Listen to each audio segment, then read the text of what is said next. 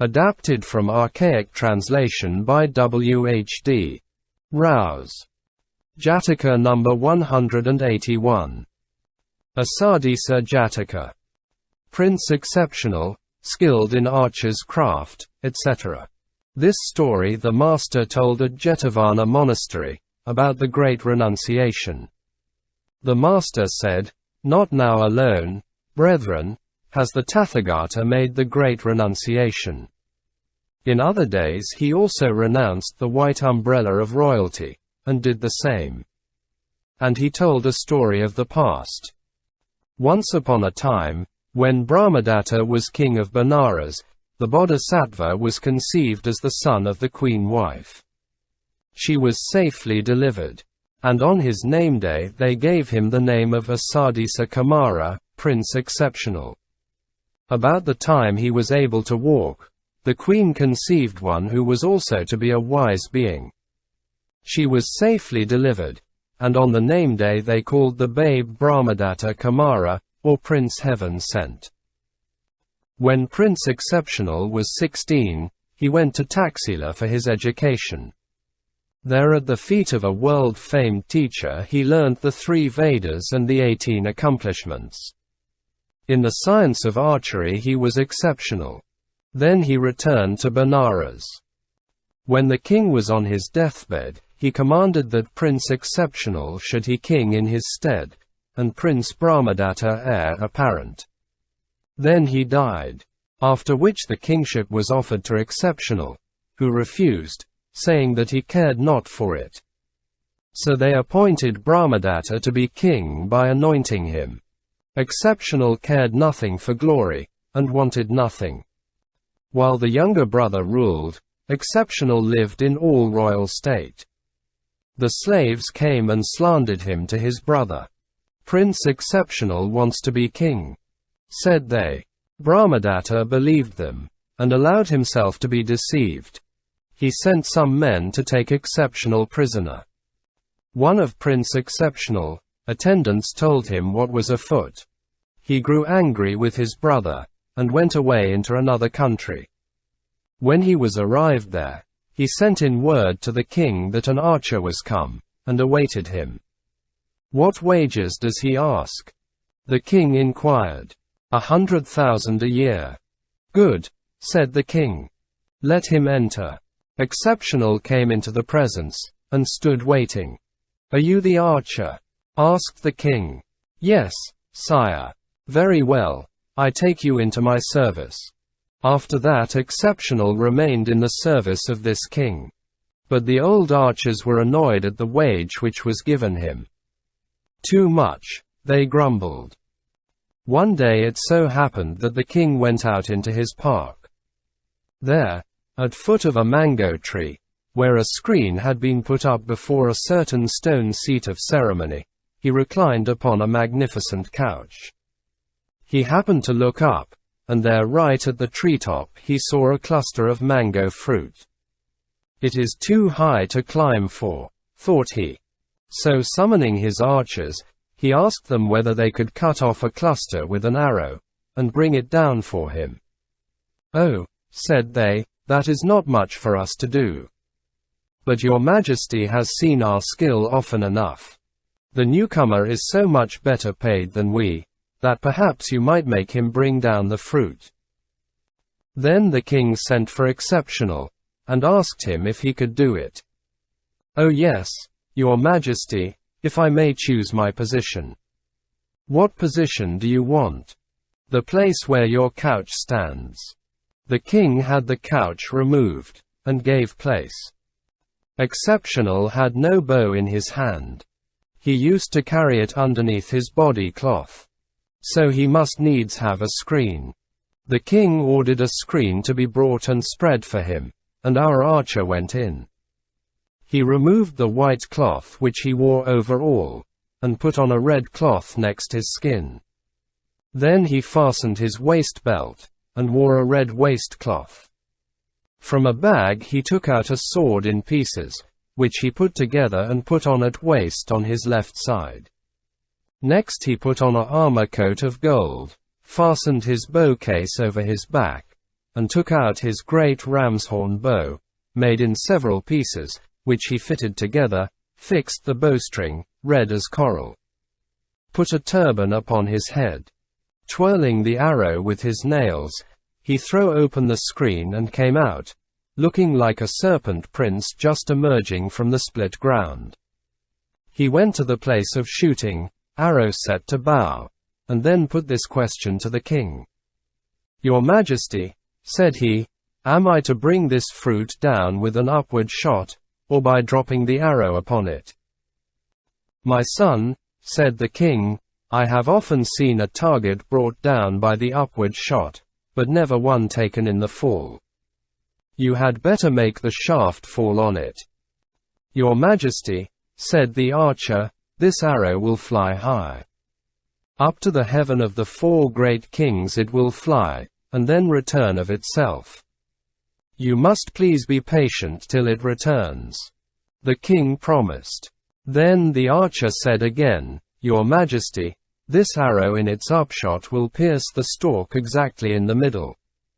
And when it comes down, it will not swerve a hair's breadth either way, but hit the same spot to a nicety, and bring down the cluster with it." Then he shot the arrow on swiftly. As the arrow went up it pierced the exact center of the mango stalk. By the time the archer knew his arrow had reached the place of the 4 great kings, he let fly another arrow with greater speed than the first.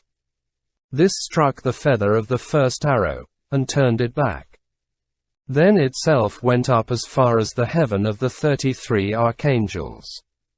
There the deities caught and kept it. The sound of the falling arrow as it split the air was as the sound of a thunderbolt. "What is that noise?" asked every man. "That is the arrow falling," our archer replied. The bystanders were all frightened to death, for fear the arrow should fall on them. But Exceptional comforted them. "Fear nothing," said he, "and I will see that it does not fall on the earth." Down came the arrow, not a hairbreadth out either way, but neatly cut through the stalk of the mango cluster. The archer caught the arrow in one hand and the fruit in the other, so that they should not fall upon the ground. "We never saw such a thing before," cried the onlookers, at this marvel. How they praised the great man! How they cheered and clapped and snapped their fingers, thousands of kerchiefs waving in the air. In their joy and delight the courtiers gave presents to Exceptional amounting to 10 millions of money. And the king too showered gifts and honors upon him like rain. While the Bodhisattva was receiving such glory and honor at the hands of this king, 7 kings, who knew that there was no prince Exceptional in Benares, came a league around the city, and summoned its king to fight or yield. The king was frightened out of his life. "Where is my brother?" he asked. "He is in the service of a neighboring king," was the reply. "If my dear brother does not come," said he, "I am a dead man. Go, fall at his feet in my name, appease him, bring him here." His messengers came and did their job. Exceptional took leave of his master, and returned to Benares. He comforted his brother and asked him to fear nothing. Then scratched a message upon an arrow to this effect: "I, Prince Exceptional, have returned. I mean to kill you all with one arrow which I will shoot at you. Let those who care for life make their escape." This he shot so that it fell upon the very middle of a golden dish, from which the 7 kings were eating together. When they read the writing, they all fled, half dead with fright. Thus did our prince put to flight 7 kings, without shedding even so much blood as a little fly might drink. Then, looking upon his younger brother, he renounced his lusts, and gave up the world, cultivated the faculties and the attainments, and at his life's end came to Brahma's upper heaven. "And this is the way," said the master, "that Prince Exceptional defeated 7 kings and won the battle. After which he took up the religious life. Then, being perfectly enlightened, he uttered these 2 verses. Prince exceptional, skilled in archer's craft, a brave chief was he. Swift as the lightning shot his shaft, great warrior's weakness to be. Among his rivals what havoc done, yet hurt he not a soul. He saved his brother, and he won the grace of self-control. When the master had ended this discourse, he identified the birth. Ananda was then the younger brother, and I was myself the elder monk. Source: adapted from archaic translation by W.H.D. Rhys. Jataka number 182. Samgamavikara Jataka. O elephant, I hero you, etc. This story the master told while staying at Jetavana monastery, about elder monk Nanda. The master, on his first return to Kapilavastu, had received into the community Prince Nanda, his younger brother, and after returned to Shravasti city and stayed there. Now Father Nanda, remembering how as he was leaving his home, after taking the bowl, in the master's company, Janapada Kalyani was looking out of a window, with her hair half combed, and she said, "Why, Prince Nanda is off with the master. Come back soon, dear Lord." Remembering this, I say, grew downcast and discouraged, yellower and yellower, and the veins stood knotted over his skin. When the master learnt of this, he thought, what if I could establish Nanda in sainthood? To Nanda's cell he went, and sat on the seat which was offered him. "Well, Nanda," he asked, "are you content with our teachings, sir?" Replied Nanda, "I am in love with Janapada Kalyani, and I am not content." "Have you been on pilgrimage in the Himalaya, Nanda?" "No, sir, not yet." "Then we will go." "But, sir, I have no miraculous power." "How can I go?" "I will take you, Nanda." So saying, the master took him the hand, and thus passed through the air. On the way they passed over a burnt field. There, upon the charred stump of a tree, with nose and tail half gone, hair scorched off, and hide a cinder, nothing but skin, all covered with blood, sat a she-monkey. "Do you see that monkey, Nanda?" the master asked. "Yes, sir." "Take a good look at her," said he. Then he pointed out, stretching over 60 leagues, the uplands of Manasila, the 7 great lakes, Anatata and the rest, the 5 great rivers, the whole Himalaya highlands, with the magnificent hills named of gold, of silver, and of gems, and hundreds of other lovely spots. Next he asked, "Nanda, have you ever seen the dwelling of the 33 archangels?" "No, sir, never," was the reply. "Come along, Nanda," said he, "and I will show you the dwelling of the 33. After that he brought him to the Yellowstone throne, and made him sit on it. Sakka, king of the gods in 2 heavens, came with his assemblage of gods, gave greeting and sat down on one side. His maidservants to the number of 25,500,000 nymphs with doves' feet, came and made greeting, then sat down on one side. The master made Nanda look at these 500 nymphs again and again, with desire after them. "Nanda," said he, "do you see these dove's foot nymphs?" "Yes, sir." "Well, which is prettiest, they or Janapada Kalyani?" "Oh, sir, as that miserable ape was in comparison with Janapada Kalyani, so is she compared with these." "Well, Nanda, what are you going to do? How is it possible, sir, to win these nymphs?" "By living as an ascetic, sir," said the master, "one may win these nymphs." The boy said, "If the Lord Buddha pledges his word that an ascetic life will win these nymphs, an ascetic life I will lead." "Agreed, Nanda, I pledge my word."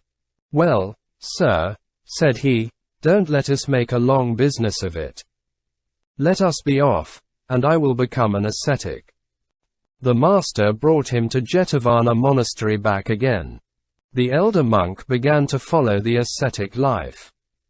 The master told Sariputra, the captain of the faith, how his younger brother had made him pledge himself in the midst of the gods in the heaven of the 33 about the nymphs.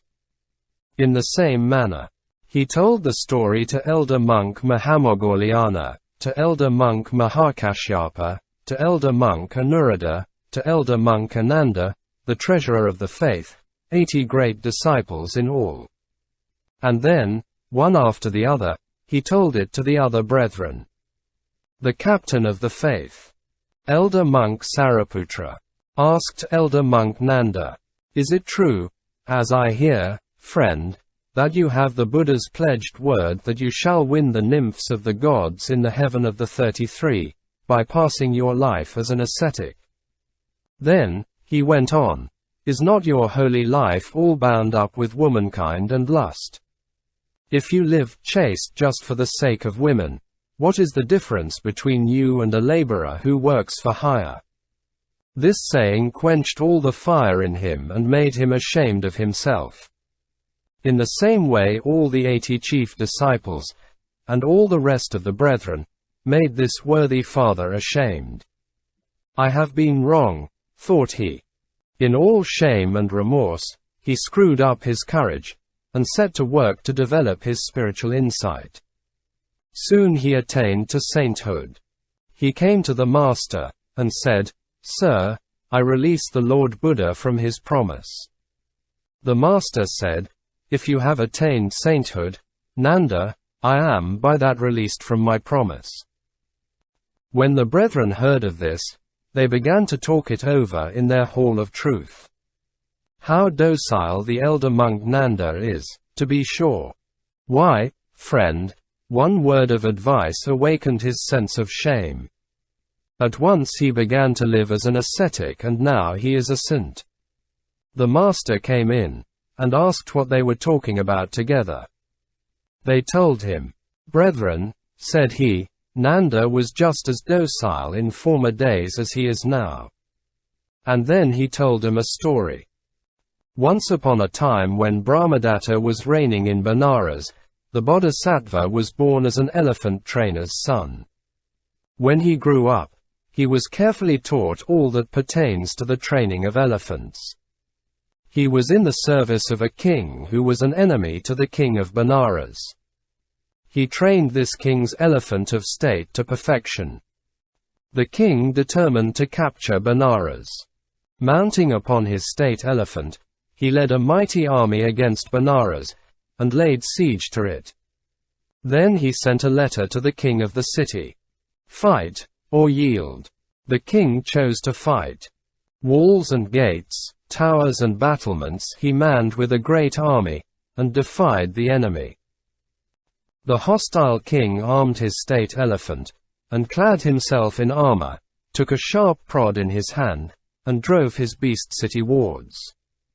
"Now," said he, "I'll storm this city, and kill my enemy, and get his realms into my hands."